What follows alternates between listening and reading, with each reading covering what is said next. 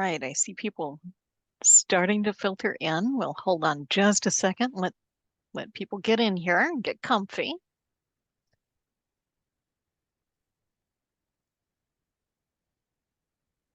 And I, of course, am going to say welcome. I am Cheryl D'Angelo Gary. I have had the incredible privilege of leading the organizational change management community of practice. And you are at the final presentation of the final day of our first ever OCM COP statewide conference. Huge thanks to Results Washington for partnering with us to make this happen. And I am really hoping that we'll be able to carry it forward and make it annual. It is your interest and your participation that is going to get us there. And I have been excited and humbled and thrilled to see you all at these conferences. This final session our speaker is going to be Robin Rozene. I want to let you know that we're going to leave the chat off for this because Robin is sharing a personal story and we want to keep her as undistracted as possible. So if you have questions throughout this, by all means, use the Q&A and we'll turn the chat on at the end when Robin is ready so that you can all chime in. I want to let you know that it is so appropriate that Robin is our closing speaker because Robin is the one who first reached out to Results Washington to set up a meeting to talk about all of this. In so many ways, Robin started this entire journey to having a conference, and now Robin is going to close it out. So let me tell you a little bit about Robin. I don't have time to tell you all the wonderful things. So Robin's an organizational change manager for our Department of Veterans Affairs. She has over 15 years of experience in just about every skill imaginable. She collects knowledge and learning in ways that I have not seen anyone do before. She is a truly impressive and truly beautiful human being. And with that, I'm going to turn it over to Robin. Thank you, Cheryl. I really appreciate all of your kind words. This conference has been amazing. The fact that it's come to light, I couldn't have done it without you. I really appreciate it. Today, we are here to talk about the ultimate ADKAR story, or at least the ultimate ADKAR story of my life. I didn't know that I was using ADKAR at the time, but you're going to see as I weave this tale, how this can be used, not just in your professional world, but in day-to-day life. So let's get started. So first, let me be vulnerable and share a little bit about myself. I'm a recovering drug addict. My drug of choice was methamphetamine. And I really used so many things when I was actively using to call one drug a drug of choice. I was really more of a walking pharmacy. I was 21 when I began using, and I ended my drug career at 25. And this means that I entered a recovery phase, let's just say a really long time ago. Before I started using, I was raising 2 children. I had a job, lived in an apartment. My life really wasn't that bad for a young single mom. And this means I had no excuses or reasons why I chose to go down this path. I just did. I could provide you with all of the circumstances that led me to different choices. I could defend actions, I could justify. But through recovery, I found that none of this really matters anymore. I chose to do this thing in my life. I own that I did this thing. And I work every day to not do this particular thing again. In a professional world, we call this continuous improvement. In those few short years between 21 and 25, I fell in love with and married an abuser. I also divorced him. I lost my job. I lost my place to live and the ability to gain housing. I didn't have a driver's license, and even if I did, I wouldn't have had a vehicle to drive. I was on the road to losing custody of my children. My drug addiction also created other traumas and mental health issues. I became a sexual assault victim. I had trouble finding food or safety. I destroyed any support system that could have existed within my family or friend networks. I really think the only thing that didn't happen was that I was never arrested. Not that I didn't come close or that at times I didn't deserve it. It just never happened. And since you're seeing me today, you could assume that I made some changes in my life. I may have chosen to live a more sober life. I may have been able to gain housing and maybe even progress to the ability to own my own home with a beautiful 5 acres and a creek running through it. I may have the most fantastic job on earth at WDVA, working with people I love to work with and doing what I love to do. My children may have grown up to be remarkable people, and I may even find joy in watching my grandchildren get older. I might have also found the love of my life in a very unexpected way. And most important, I think, is that I would not have the opportunity to offer you these fantastic assumptions if I hadn't become aware that there was a problem in the way that I was choosing to live. But how do I go from this to that? How do I help anyone get from this to that? I mean, that's a big change, at least in my eyes. I look at these pictures and remember what was happening at the time. There are all kinds of programs available to help people who are going through similar situations. And these programs help someone recognize there's a need for change. They offer a start or a first step to the journey. But what happens when an individual hasn't gotten to the point where they can make a decision to change? Maybe they don't recognize there's a problem to address. Maybe they're in complete denial of the need to change. I know I was. And maybe they're like me, feeling hopeless, lonely, or lost. Maybe they were overwhelmed with the decision to just take that first step. In our work, while a change may not be as drastic as this subject matter, we may recognize this response or lack thereof in our professional changes. In my life, this change happened organically. I didn't know there were tools, resources, or concepts out there that could help me. I was young and dumb, and that was okay. But after this long journey, I chose to take myself down. I found this concept called change management. I was working in a professional atmosphere at the time, and change management was first explained to me as a way to get people to buy into changes that are occurring in a professional environment.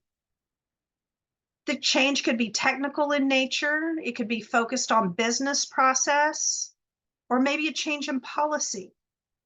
But the focus was definitely the professional environment. Notice that in this ADKAR story, we aren't talking about a professional change. So here's another assumption. You can probably use these same concepts in day-to-day life. If anyone went through training, I'm sure you recognize this slide. ADKAR is a method created by ProSci to help organizations navigate change. ADKAR stands for awareness, desire, knowledge, ability, and reinforcement. So how did I use the ADKAR method unwittingly to navigate the largest change of my life? I want you to think of a personal change in your life, something big. Maybe you got married. Maybe you had children. Maybe you moved across the country, or maybe you served in our armed forces. I want you to picture this change in your life. And as I speak about my journey, consider how these concepts have affected or could have affected that change. I'll take a couple of pauses as I go through each phase to allow you a moment to apply these ideas to the change you're thinking about. It may be helpful to have a piece of paper handy to jot some notes down.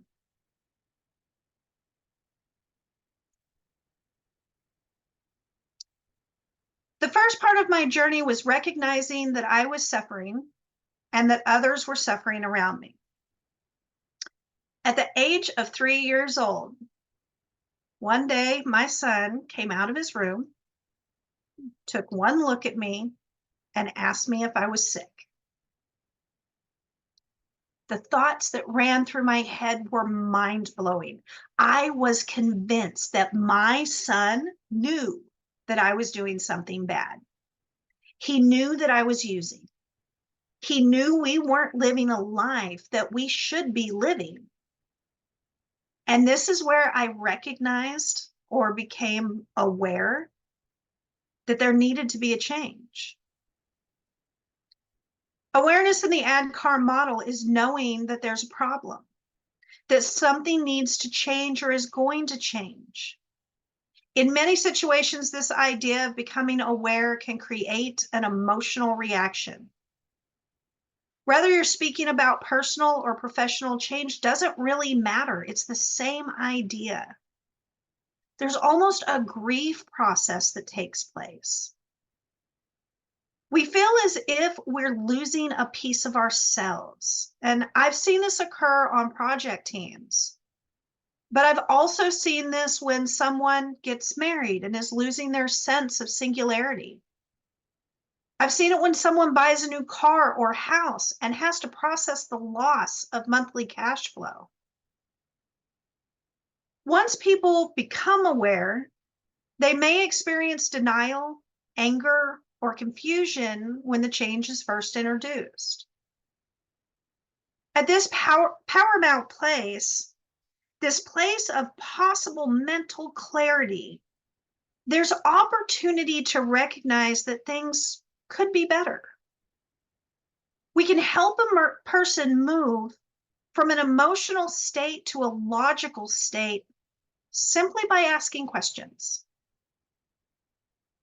So some of the questions that I ask are, what needs to change? Why is the change needed? And what is the risk of not changing?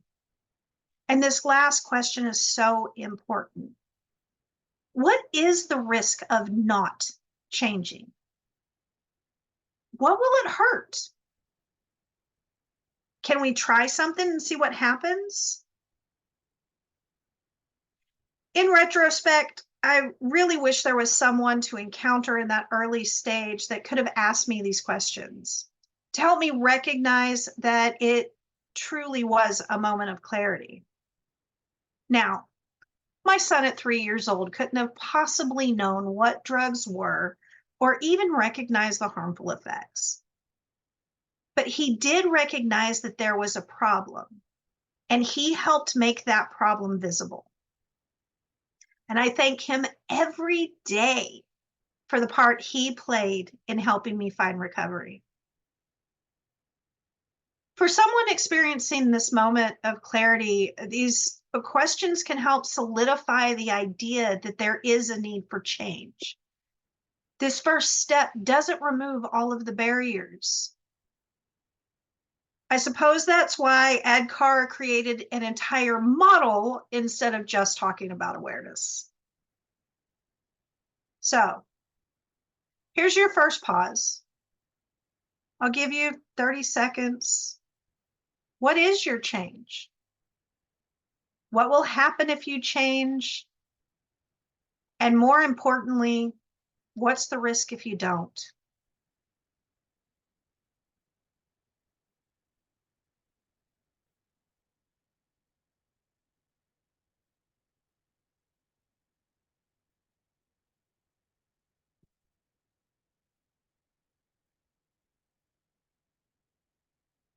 So once there's once there's awareness that a change needs to happen, this is where we focus on building desire. I had no love for the idea that my son would be raised by an addict. I had no job, no money. I was being supported by a boyfriend at the time, and I wanted to be independent. I had no idea how to get out of the situation that I had put myself in. I felt helpless. It felt lonely. And I was scared I wasn't going to survive. I knew that I couldn't take on this major change without accomplishing some other things in my life, but it's hard to break the cycle. I had an easy way to escape life's struggles. Lack of appetite and increased productivity keeps the weight down, and at times I felt very pretty. Most friendships or relationships were built on the use or acquisition of my drug of choice. So leaving this life I built meant that what I considered my support system would also go away. Now, as you can see, there were some things that could create desire to change: an independent life, a career I could be proud of, a parent my children could look up to. There were also some barriers that I really had to problem solve around. Vanity. I would gain weight if I quit. Loss of what I considered friendships at the time. Would I feel even more lost? A lot of these barriers for me were based in fear of change more than the capability of change. Desire doesn't mean that you're all in. It doesn't mean that you're excited about what's to come. It doesn't mean that you've got it all figured out. What it means is that you're willing to take a personal choice to engage in change. So I decided to try. Against all the odds, the pros outweighed the cons, and I was willing to find out more. When working with teams, an explanation provided is that if 80% of the impacted population are willing to engage in the change, you have been successful in creating desire. So take that number of 80% and look inward. If I can convince 80% of self that a change is beneficial, positive movement forward is more likely. But we have to understand that there is a desire to change first. We have to weigh the pros and cons of the change. We need to understand what may be holding us back. What barriers are stopping us from wanting to move forward? And can we get to the point where the pros list for change is 80% of the reasoning listed? Yes, the cons list would still be 20% of the list, but we can work around 20% much easier than 80. We might even be able to problem solve some of those barriers. For me, let's focus on losing my support system. The question was asked, will you lose the system or will the players change? What actions would those players exhibit? And what do I actually consider support? If I was sober, would my father, he's on a pedestal 5,000 miles high and no one can kick him off, including himself. Just saying, he's amazing. But would he be willing to give advice when I hit a hard spot? Would my true friends give me a place to stay that was clean and sober while I figured out housing? Was this more important than the support system that would give me a bump so I could make it through the day? Would someone watch my children while I tried to gain some education or started working? Most of all, if these things were in place, would I find more value here than in what I was doing? My dad, remember my rock, became my focal point when I started contemplating. He is calm, consistent, a corporate professional for most of his life. He had a brand, an image he could be proud of. So how could I make him proud of me? Notice that the questions we focus on during desire create a deeper dive into each barrier. We don't have to have a plan. We just have to find a way to get to yes. So again, I'm going to give you 30 seconds. I'm going to take a drink of my water. What kind of questions do you need to dive into for the change that you are thinking of? Or what questions would have been helpful?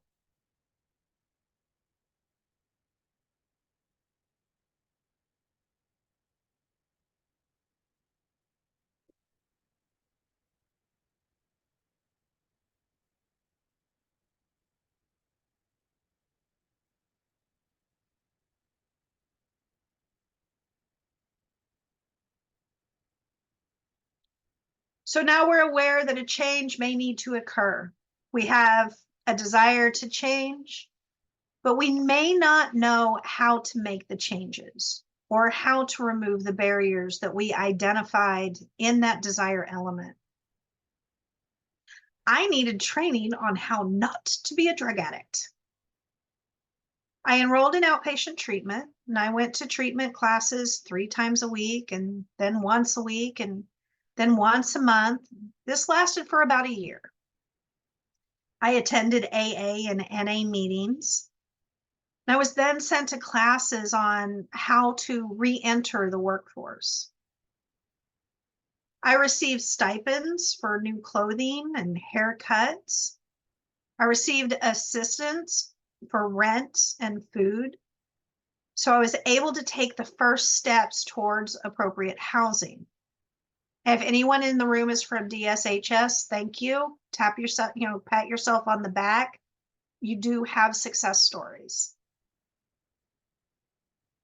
I learned how not to be engulfed in this negative lifestyle. I had many conversations with family about what support could look like. And as expected, I found that people I previously considered my support system actually weren't at all. I was establishing a knowledge base on how to be sober. This process considered all implications, not just the addiction, but how I was raising my family, how I could connect with society in a positive way, what I needed to be successful. And all the answers weren't available at the onset of the knowledge element. As I learned and grew, I found other things I may need assistance with. I didn't just end with treatment. Knowledge is all about learning. This may be a development of skills. It may be a development of behaviors. External assistance may be required to ensure success. This is also the point where we start to put some plans in place to mitigate the barriers identified in that desire phase. We need to find resources or maybe someone to talk to about solving those barriers. I can tell you that I received all kinds of help.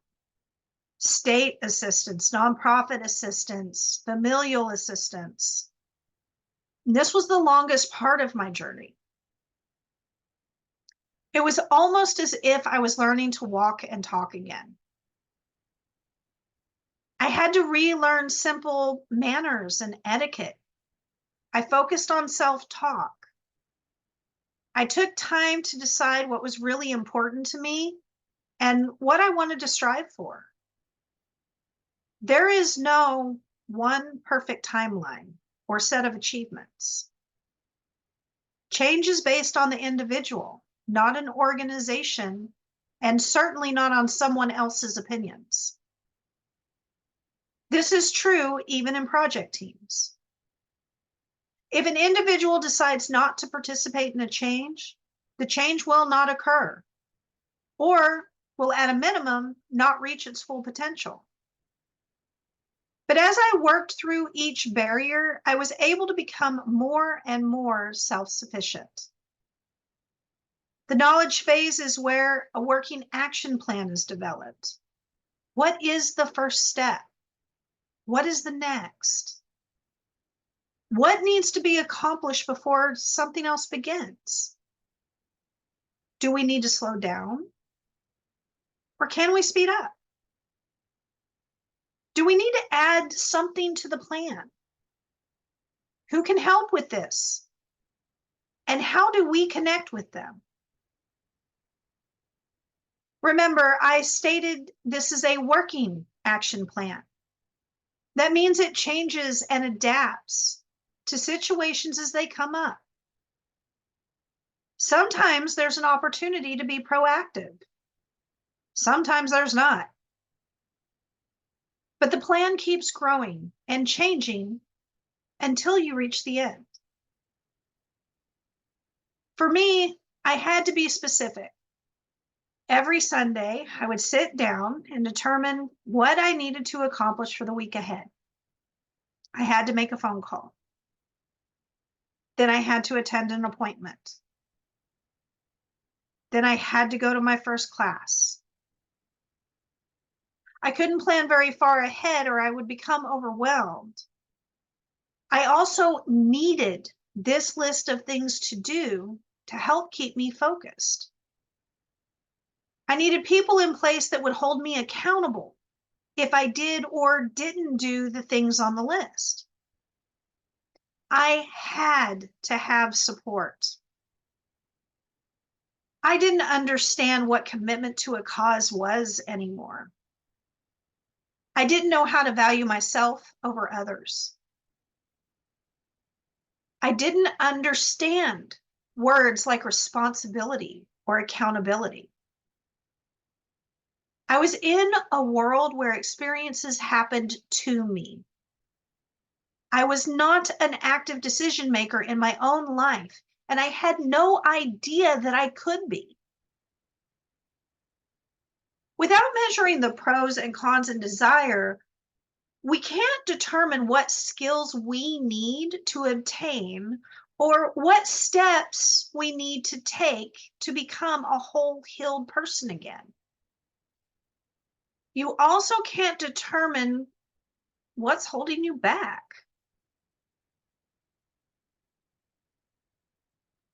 So again, I'm going to ask you to take a few moments. How do you need to address knowledge in your own change?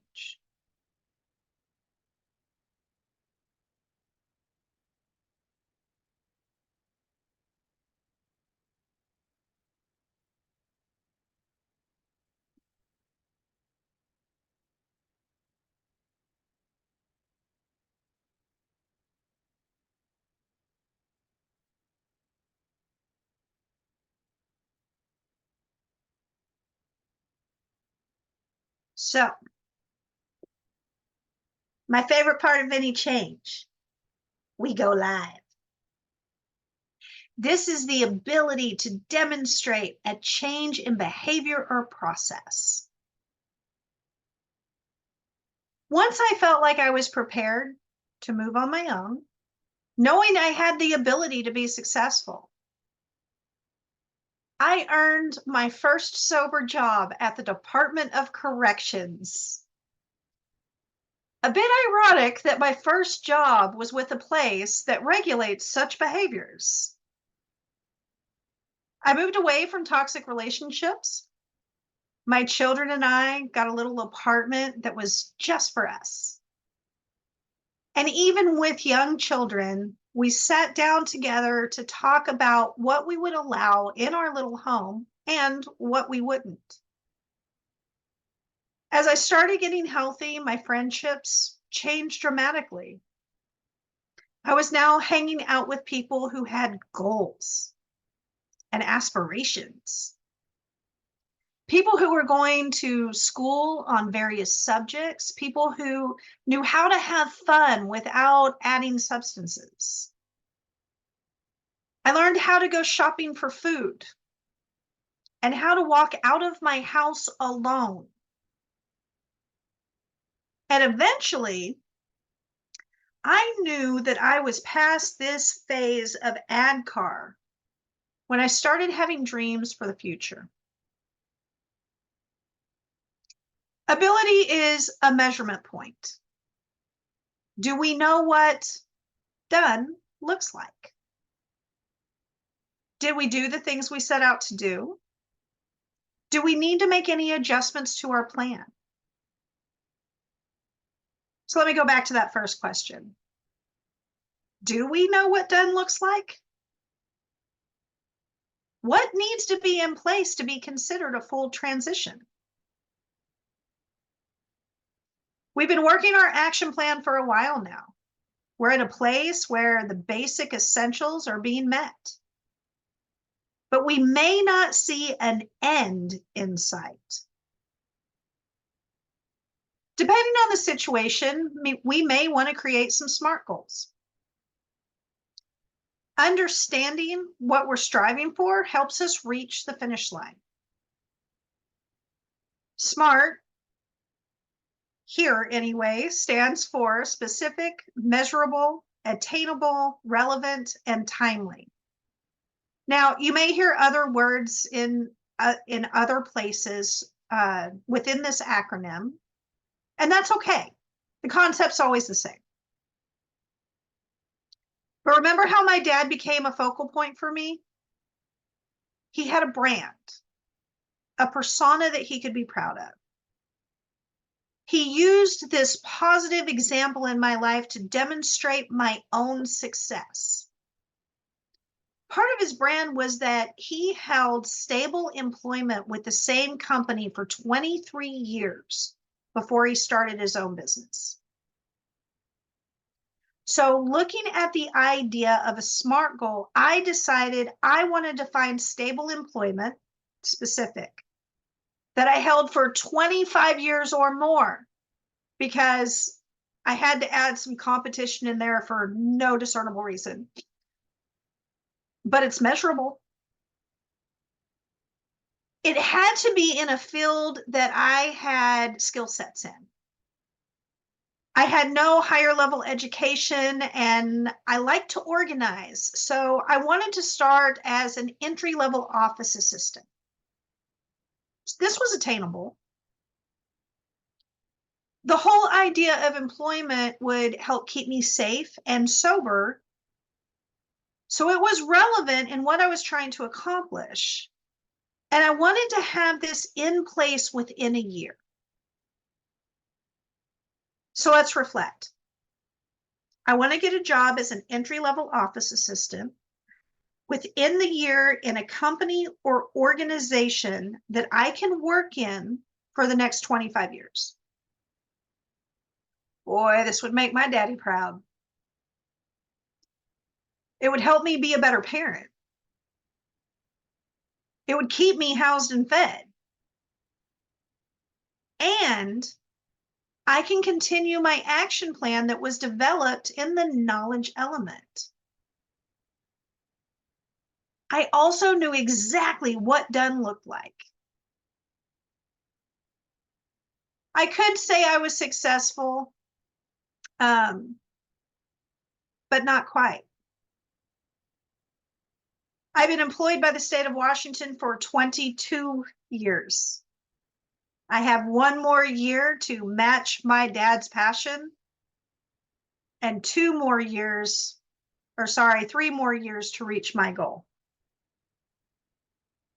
This idea makes me smile. I will be employed with state government longer than my father was employed.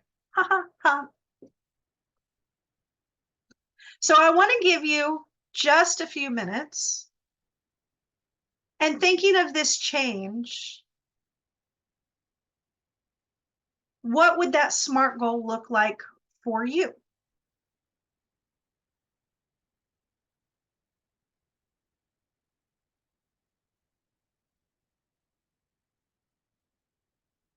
And one teaser, if this format is a little hard to think about, I have another one that I use. Who does what, by how much, by when?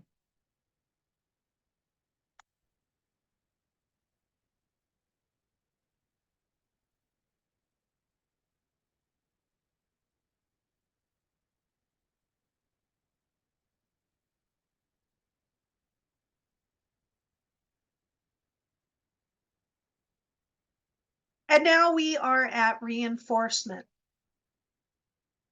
Go live is not the end. In fact, more people fail because they believe that having the ability to do something is the accomplishment. The true accomplishment comes when we sustain the behaviors we've chosen to address. I started the element of reinforcement with celebration. Reinforcement is not all about compliance or accountability. It's also recognizing the good work that we've accomplished. I celebrated every time I completed something off of that action plan, simply by putting a line through it. The moment that my list was completed usually meant I treated myself to dessert or an early bedtime. And I continue to celebrate every day. Celebration can be big and frankly expensive, or it can be small. Rewards should be relevant to the change in mind and scaled appropriately. For instance, I wouldn't have planned a trip to Greece or Ecuador for a daily to-do list. My first big celebration was getting my 1-year coin. I then involved my kids in my celebrations by having money to spend on things like a fancy night out for dinner, joining a soccer team, or a camping trip. I reinforce these behaviors by finding ways to say, if I was still using, I wouldn't be able to do this amazing thing. To audit reinforcement, I built in annual reflection exercises at every birthday. And if you know me personally, you know my birthday is September 19th and it needs to be a national holiday. Everybody needs to be celebrating my birthday. I consider on my birthday, what's gone well over the past year? And yes, I pat myself on the back.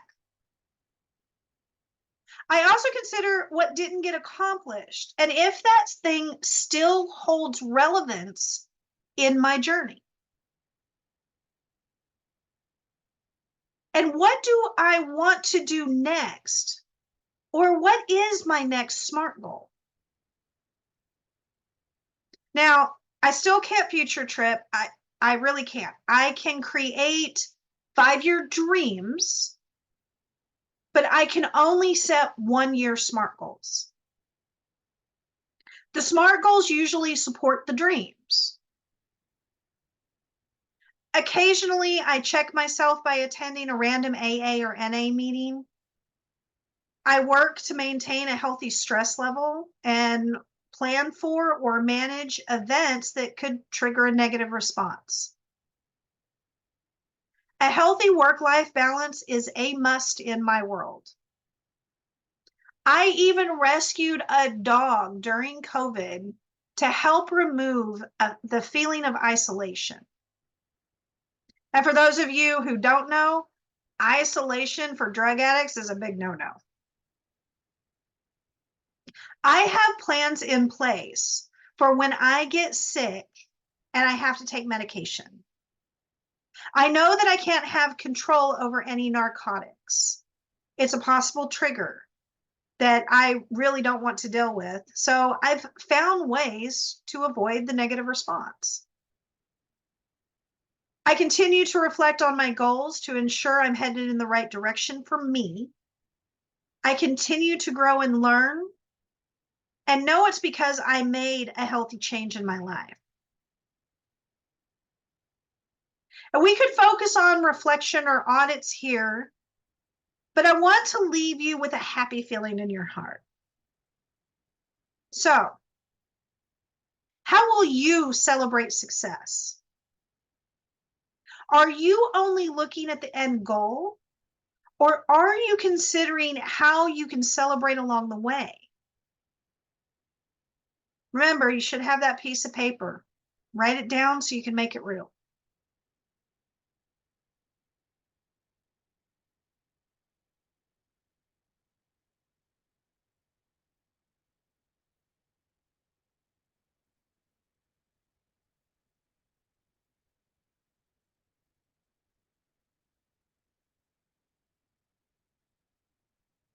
So notice that each element of the ADKAR model, I had to complete one step before I was able to move to the next. So this model is sequential, but it's not linear. Every time new information came my way, I had to adjust my plan. Maybe the information took me all the way back to awareness, or maybe I just need to gain more skills and knowledge. Every time I took a step down the ADKAR model, I had to take steps back up, one at a time. Now, my story hasn't ended. I struggle with drug addiction or addictive behaviors every day. I focus on becoming my whole healed self. And as my father would say, I never strive towards mediocrity. So thank you everyone for listening to my story. I really appreciate it. Cheryl, if you would like to turn on the chat, if anyone wants to chat or ask me any questions from the Q&A, this is the time for us to do that. We do have a comment in the Q&A, Robin. Anonymous asks, do I need to lose friends or just lose the way I'm treated by them? Well, remember, this is a personal story and everybody's story is personal. I lost friends. I think of them regularly. I still would call them friend if I saw them. But our lives went in two totally different paths. So for me, I absolutely had to lose friends.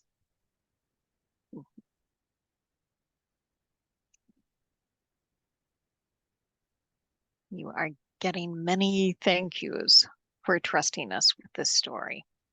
And I would absolutely like to second that. Yeah, I have found the ADKAR to be incredibly useful in my personal life and in my family. So I really thank you for this very powerful example. Well, thank you.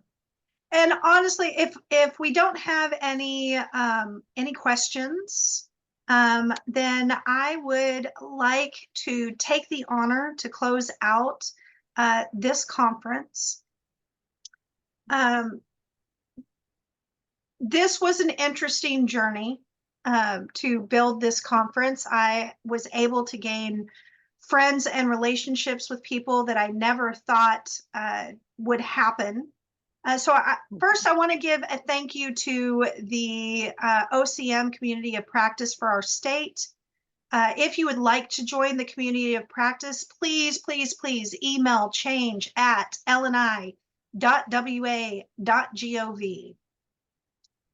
This group was the one who sparked the thought process of a conference, and it really wouldn't have come to fruition without you. I'd also like to thank Cheryl and Jake. They got in the ditch with me, man. You're right. I called John and said, hey, can we do this? And he said yes. And Cheryl and Jake did most of the back end work to make this successessful. So thank you so much. We also have Results Washington. We also have Results Washington, Teresa Dew and John Cooper from Results Washington. We didn't have a platform. We had no way of doing this, and they lent us their tools and their platforms to allow this to happen. They told us how to make it happen and told us what to do, and we went and did it. I'd like to thank Joanne Mabane and Jake Daniels from Washington Department of Veterans Affairs in our communications department. They have created our brand for this conference. Joanne helped develop our marketing materials to make sure that we were sending consistent messages early and often, just like we practice. I'd like to thank Eli Reese from the University of Washington. Eli, you have been amazing. They came in to really embrace this moderation and helping us on the back end, and we could not have done this without you. So thank you so much. I would like to thank all of our presenters. I learned so much over the last 3 days. Concepts that I thought that I knew, that I was like, yep, that old hat. No, there was a new spin on literally everything. It was amazing. And most important, I'd like to thank you, our participants, because if you didn't have interest in this, we wouldn't have been successful. So remember that if you want to see this next year, blow up John Cooper's email. No, I'm kidding. Please make sure you fill out your surveys. Please, if you want to volunteer next year, please reach out to Cheryl and I mess up your name all the time. Cheryl D'Angelo Gary. You can reach out to Jake McKinney. You can reach out to myself. If you want to participate in this craziness that we call conference, please join us. This was so much fun. Thank you, everyone. I really appreciate it. And I appreciate the honor of closing this conference. Thank you, Robin. I can't imagine a better closer for this. I appreciate it.